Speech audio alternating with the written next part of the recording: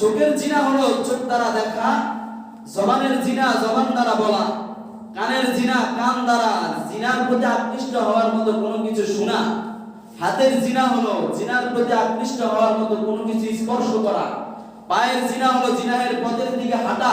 আর এই সব কিছুর সমন্বয়ে যেই পরিকল্পনা হয়, ওই পরিকল্পনাকে সত্য কিংবা মিথ্যা হিসাবে বাস্তব রূপটাই হলো মানুষের লজ্জা স্থান। এজন্য আল্লাহ পাক রব্বুল আলামিন জিনার কাছেও যেতে নিষেধ করেছেন, ওয়ালা তাকরাবুজ জিনা, তোমরা জিনার কাছেও যেও। সুতরাং জিনার কাছে যাওয়ার জন্য তোমার চোখের কুদৃষ্টি এটা হলো মাধ্যম। এই চোখের মাধ্যমে কুদৃষ্টি দেওয়া যাবে না। জিনার কাছে যাওয়ার জন্য জবান দ্বারা মিষ্টি মিষ্টি কথা বলা বেগানা নারীর সাথে, এটা হলো মাধ্যম। সুতরাং এই জবান দ্বারা বেগানার সাথে কখনো কথা বলা যাবে না।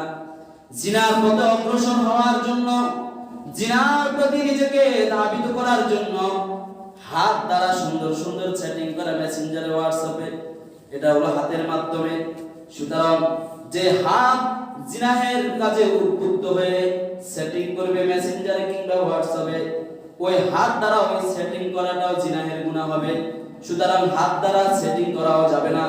অনেকে বলে মুখ দ্বারা কথা বললে গুনাহ হবে, হাত দ্বারা টেক্সট করলে কোনো গুনাহ হবে না। নাউজুবিল্লাহ। যুবক যুবতীদের মধ্যে কি বিষ ঢুকছে চিন্তা করেন।